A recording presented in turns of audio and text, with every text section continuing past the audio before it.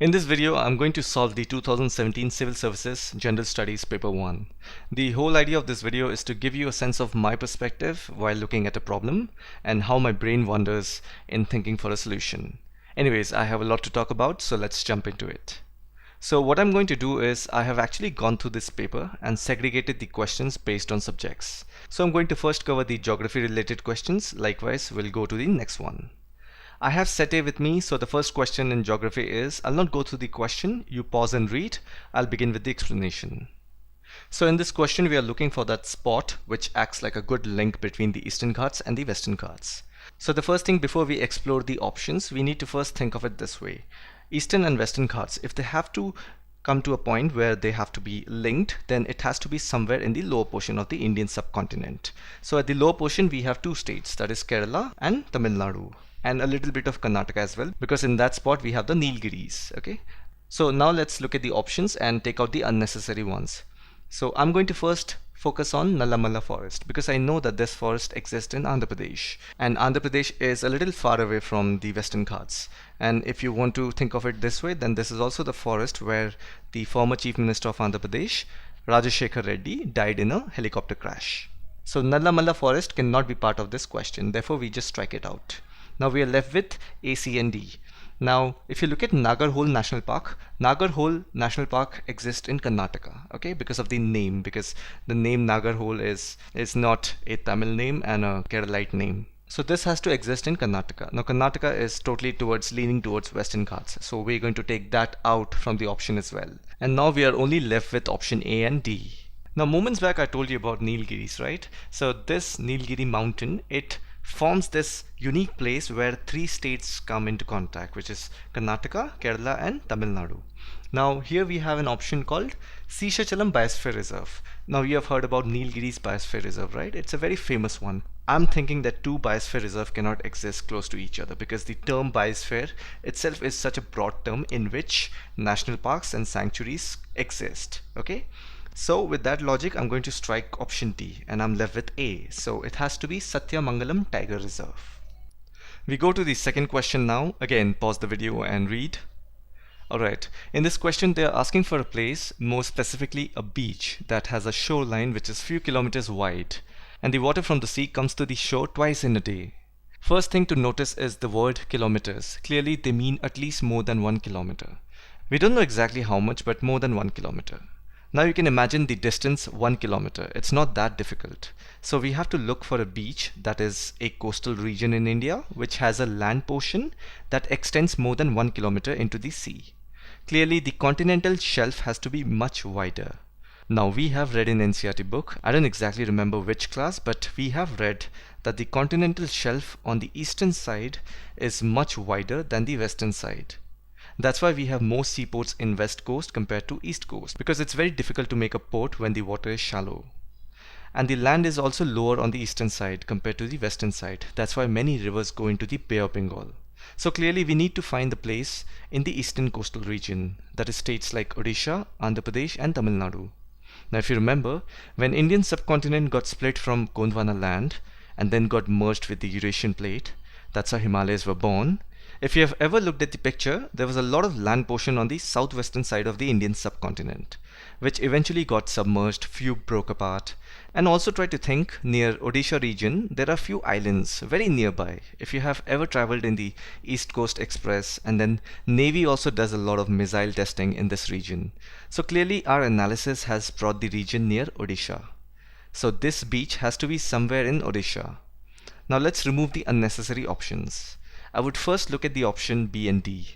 These names sound purely South Indian. The ending part of the names gives me that vibe. So strike out B and D.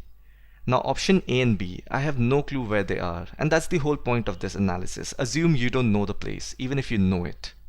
Now I will look at option C, Chandipur. Now being a Bengali, and if you have ever noticed the names of places near West Bengal, Odisha and Bihar, many places are named like Chandapur, Tejpur, Bahadurpur, Birampur, Fatehpur. So there's a lot of purpur in the names of the places. With that I can definitely narrow down my answer to option C. And about Bhavnagar, I still don't know where it is. I just looked up on Google Map. It's in Gujarat. So option C is correct. Alright, the next question is, again pause and read. So these statement related questions are very common and they confuse the shit out of us. Anyways, nothing to worry, let's go through each statements. So the first statement says the source of river Tista is the same as that of Brahmaputra, but it flows through Sikkim. Now let's break down this statement. They are asking for the source. It cannot be the same. Brahmaputra covers a long distance all the way up from Tibet and comes into India from Arunachal Pradesh. On the other hand, Tista comes directly from Sikkim, which is in between Nepal and Bhutan. So let's assume you didn't know that. Think this way, there is this massive Himalayan range in between India and China. On Himalaya, there are glaciers which melts and Brahmaputra is on the other side of the Himalaya. So clearly Tista is formed due to the melting of Himalayan glacier. So the first option is incorrect. With that, our option A and D is gone. Now let's go to the second statement. It says river Rangit originates in Sikkim and it is a tributary of river Tista. I have no idea about river Rangit and I suggest you also assume that you don't know it. Let's leave this and go to the third statement. Now the third statement says river Tista flows into Bay of Bengal on the border of India and Bangladesh. I think we can make an analysis on this. So what is below Sikkim? We have Darjeeling and Siliguri. So basically northern part of West Bengal. Now there is a depression in that region due to Malda fault. Now this depression tilts towards the eastern side. So naturally the river will go where the depression is, right? On the right side you have Meghalaya. And right in between northern West Bengal and Meghalaya, Bangladesh is there. So this river has to flow into Bangladesh if it plans to join the Bay of Bengal, which we know it does, just like most of the rivers.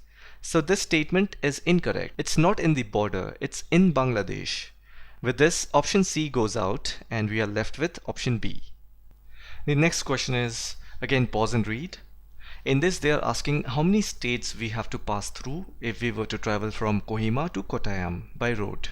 Alright, I hope you know that Kohima is the capital of Nagaland. So we are talking about the state which is at the extreme eastern end of India. From there we have to go to Kottayam. Kottayam is in Kerala. Again assume you didn't know that. Suppose you are confused between Kerala and Tamil Nadu because any other state would not make sense. So you are confused whether Kottayam is in Kerala or Tamil Nadu. Think of it this way. In the option we have 6, 7, 8, 9. Let's take the maximum number, 9, option D. The question says what is the minimum number of states within India through which you can travel, including the origin and destination. So we have to include Nagaland and Kerala or Tamil Nadu. Since Bangladesh comes in between West Bengal and other few northeastern states, so we will have to go from Meghalaya, then West Bengal near that Malda fault, then we'll go to Odisha, after that Andhra Pradesh. Just stick to the eastern coastal side. After Andhra Pradesh it's Tamil Nadu and also include Kerala since we still have to narrow down to Tamil Nadu and Kerala. Clearly we have 7 states now including origin and destination. With that option C and D is out. Now the final question is where is Kottayam? Have you ever heard of people with surnames like Korean or Kuriakose? Basically they are Christians from Kerala. Usually people with these surnames are from Kottayam district. So part of sociology teaches you about society and its stratification. Even if you didn't know that, think of some places like Kozhikode, Kochi, which we know are in Kerala, and now Kottayam. So there is some sound resemblance that can guide you about the origination. With that, option B is the right answer. Alright, let's go to the next question. Mediterranean Sea is a border of which of the following countries? So we have these countries, Jordan, Iraq, Lebanon and Syria. I'm going to pick Syria first, since Syria is all the time in the news. Right now there's a war going on in Syria due to which the Syrian refugee crisis occurred.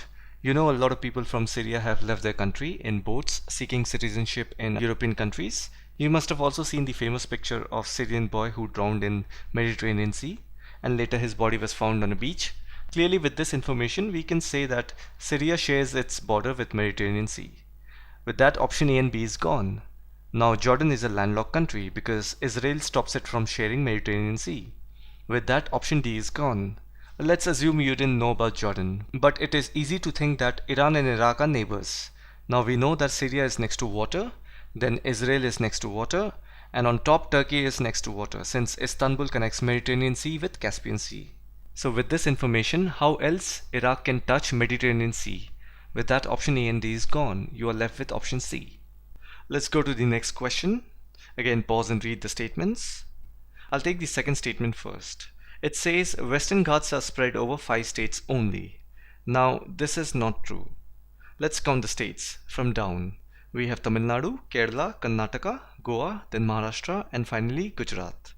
If at all you're confused whether Tamil Nadu and Gujarat is a part or not, then try to recollect in NCERT we have read under the topic Features of Western and Eastern Ghats.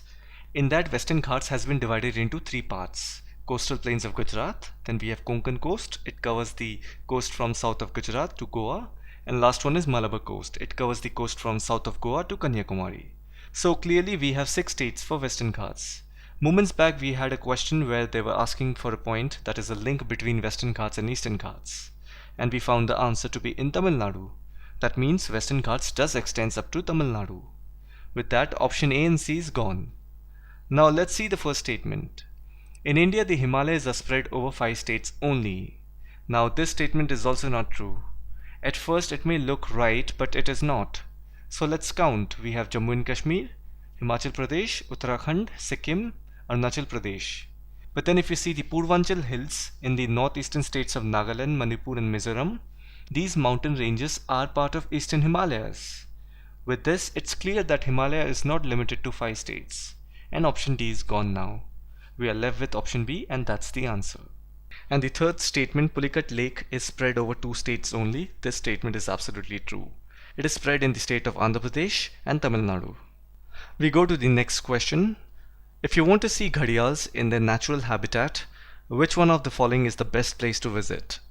So gharial is a crocodile. There are 3 types of crocodiles in India. One is gharial, and the other ones are the mugger crocodile and the saltwater crocodile. Saltwater crocodiles are the one that are found near coastal areas because of salty seawater, and mangrove is usually near coastal area. So gharial cannot be in Bhitarnika mangrove. Now you could also think of it like this. It is a little funny, but you will see the resemblance. When you hear the word gharial, does it make you think of ghadas, which is an Indian name for pot? And there is a reason why gharials are named like that. So these gharial crocodiles, they have elongated narrow mouth. Now Rajasthan is known for famous pot dance, where you have seen a dancer putting number of pots on the head. So with this much of information, we can easily relate gharial with Rajasthan. And Chambal Lake is in Rajasthan. So option B is your answer. And just to give you formal information, there is a famous National Chambal Gharial Wildlife Sanctuary in Rajasthan. We go to the next question. Which of the following are famous for sun temples? First, I'll take Omkareshwar. The word Om is usually associated with Lord Shiva. So Omkareshwar is a Shiva temple. That will straight away cancel option B, C and D. So option A is the right answer. And Arasavali is a sun temple. It is located in Andhra Pradesh. And then Amarkantak is in Madhya Pradesh. This place is the source of river Narmada, which drains in Arabian Sea. And the next question is, what is the importance of developing Chabar Seaport by India? Let's say you don't know where is Chabar Seaport. Now in the options, the names of the countries that are mentioned are Africa, Arab countries, then Pakistan and Afghanistan. Majority of the countries mentioned in the options are Muslim countries. That means this seaport has to be somewhere in the Persian Gulf. Now among these Muslim countries, with whom India has strong bond, can you guess? It's Afghanistan, right? We have seen PM Modi and Ashraf Ghani together a lot of times. Now Afghanistan is a landlocked country, okay? So to reach there by sea, Pakistan is going to give us trouble, and as it is, they don't like Afghanistan. So we can only depend on Iran, with whom again we have good ties. So Chabar Seaport is in Iran. Now blindly option D can be removed because expecting anything from Pakistan is of no use. And if India is interested in developing a seaport of some other country, then definitely there has to be some interest of India. And I believe it has to be with Afghanistan. So option C sounds logical. Let's go to the next question. Which of the following is geographically closest to Great Nicobar? Now Andaman is in north and Nicobar is in south. And Indira Point is at the tip of Great Nicobar, and it is also the southernmost point of India's territory. Now Indonesia is closest to Indira Point if you go further south, and if you go right, then Phuket, Thailand comes. Now option D is out of question, take it out. Now Bali, Sumatra and Java are Indonesian names, and Java Sea is a famous sea in Indonesia. So this all gives me a clue that the answer has to be in A or C.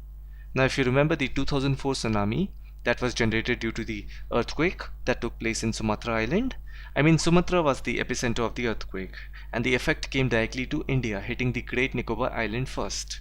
That's how I can come to a conclusion that option A is the one. So these were the 10 geography related questions that came in the 2017 Civil Services Paper 1. The whole point of this video was to give you a sense by sharing my perspective as to how I look at the questions and do deductive reasoning in finding the answers. So design your learning in such a way that you can eliminate the wrong options. This way learning will not be monotonous and you will not exhaust yourself. Thanks for watching, and I'll see you in the next one.